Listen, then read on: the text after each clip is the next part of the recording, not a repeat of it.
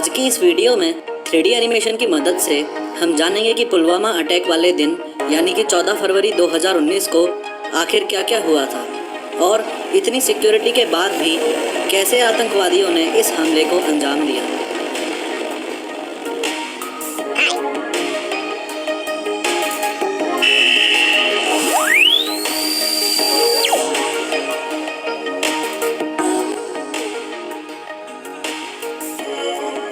अगर एकदम शुरू से शुरुआत करें तो पुलवामा जिले के काकापुरा तहसील में आदिल अहमद डार नाम का एक लड़का रहता था।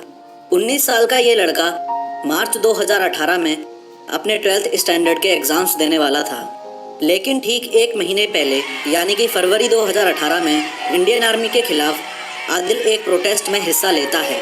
प्रोटेस्ट को रोकने के लिए पुलिस के द्वारा की गई डमी फायरिंग में आदिल के पैर में गोली लगने से वो घायल हो जाता है। इस घटना से आदिल अहमद डार के मन में इंडियंस और इंडियन सिक्योरिटी फोर्सेस के खिलाफ घृणा पैदा हो जाती है। बदला लेने के लिए वो जैश-ए मोहम्मद नामक टेररिस्ट ऑर्गेनाइजेशन को ज्वाइन कर लेता है।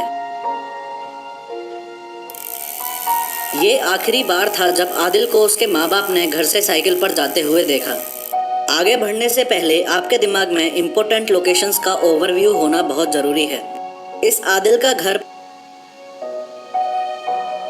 पुलवामा अटैक की एग्जैक्ट लोकेशन से 10 किलोमीटर दूर है। पुलवामा अटैक बॉम्ब ब्लास्ट यहाँ लेथपोरा में हुआ था। ये है पुलवामा और ये लेथपोरा पुलवामा जिले में एक गांव है। इस पुलवामा से 250 किलोमीटर दूर है सीआरपीएफ का जम्मू ट्रांजिट कैंप, यानी कि वो जगह जहां से 14 फरवरी 2019 को सुबह सीआरपीएफ की कॉन्वॉय रवाना हुई थी। सीआरपीएफ की कॉन्वॉय इस नेशनल हाईवे 44 पर चल रही थी, जिसे भारत के इस उत्तरी इलाके में जम्मू श्रीनगर हाईवे भी बोला जाता है। कॉन्वॉय को जम्मू ट्रांजिट कैंप से श्रीनगर ट्रांजिट कैंप तक पहुंचना था, लेकिन श्रीनगर पहुंचने से पहले ही लगभग 30 किलोमीटर की दूरी और बची थी कि पुलवामा में सीआरपीएफ की बस पर आतंकी हमला कर दिया गया। जैश-ए मोहम्मद हेडक्वार्टर में आदिल की 1 साल तक ट्रेनिंग चलती है। 1 साल यानी फरवरी 2018 जब आदिल ने अपना घर छोड़ा, तब से फरवरी 2019 जब पुलवामा अटैक हुआ, तब तक ये 1 साल की ट्रेनिंग इसलिए ज़रूरी है क्योंकि इसी साल में आदिल जैसे नौजवानों को ब्रेन वॉश करके उनके दिमाग में एक खास बात बिठा दी जाती है। खास बात यह है कि अगर वो अपने मजहब की राह में जान देंगे तो उन्हें जन्नत मिलेगी। सिर्फ इतना ही नहीं, जन्नत में उन्हें हमेशा यंग और गहरी काली आंखों वाली 72 हूरों या 72 पत्नियों के साथ कभी ना खत्म होने वाला आनंद मिलेगा। दरअसल इस पुलवामा अटैक की असली शुरुआत यहाँ से होती है। एक तो आदिल के मन में इंडियन सिक्योरिटी फोर्सेस के खिलाफ बदले की भावना और ऊपर से बदला पूरा होने पर ऐसा इनाम। खैर, इंटेलिजेंस एजेंसीज के हिसाब से ये पुलवामा अटैक 9 फरवरी 2019 को होने वाला था। क्योंकि 6 साल पहले 9 फरवरी के दिन ही जाने माने कश्मीरी आतंकवादी अफजल गुरु को भारत सरकार ने फांसी पर लटकाया था। लेकिन 9 फरवरी को 2 कारणों से पुलवामा अटैक टल गया। पहला कारण अफजल गुरु की फांसी का दिन था, इसलिए सिक्योरिटी टाइट कर दी गई थी, और दूसरा कारण आपको आगे पता चलेगा। अब बात करते हैं 14 फरवरी 2019 की, जिस दिन पुलवामा अटैक हुआ।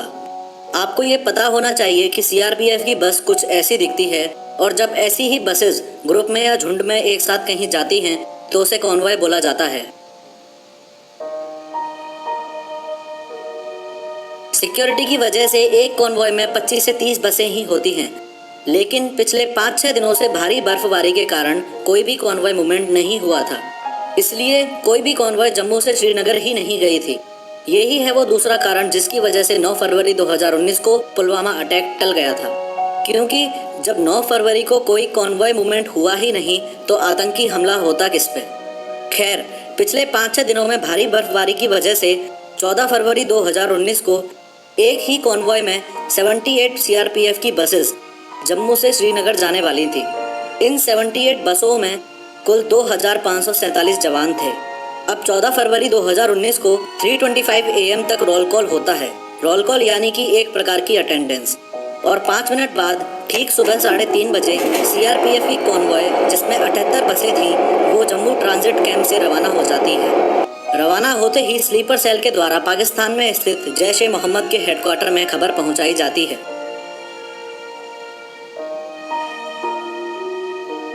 फिर वहां से पुलवामा में स्थित जैश ए मोहम्मद के ऑफिस में अटैक कैसे और कब करना है इसकी ब्रीफिंग दी जाती है।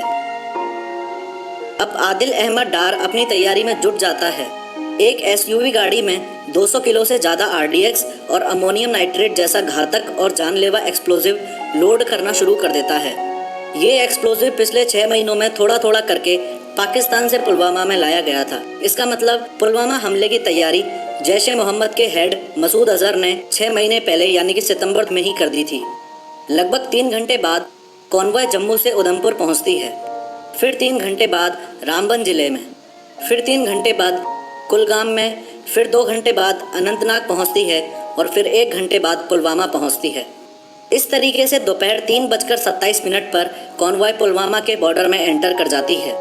एंटर करते ही आदिल अहमद डार भी अपनी जगह छोड़ देता है और आतंकी हमले को अंजाम देने के लिए निकल पड़ता है।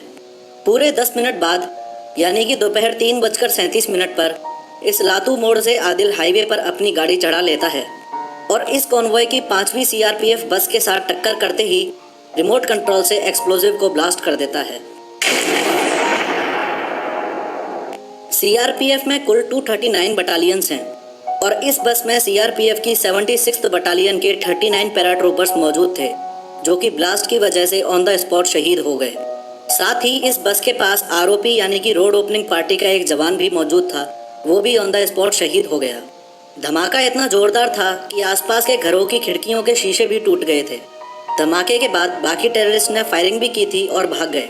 कुल मिलाकर सीआरपीएफ के 70 जवान तो घायल हुए, जो कि 4थी और 6वीं बस में थे, और 40 सीआरपीएफ के जवान जो अपनी छुट्टी पूरी करके जम्मू ट्रांजिट कैंप से श्रीनगर ट्रांजिट कैंप में देश की सेवा करने जा रहे थे, वो शहीद हो गए। जब ब्लास्ट के बाद सीआरपीएफ की बस की हालत ऐसी से ऐसी नहीं बल्कि ऐसी हो गई हो, तो आप अंदाज़ा लगाओ कि जिन कॉफिन्स को हम शत शत नमन कर रहे हैं उनमें क्या ही होगा। इस दुखद घटना की सबसे पहली गलती ध्यान से समझिए।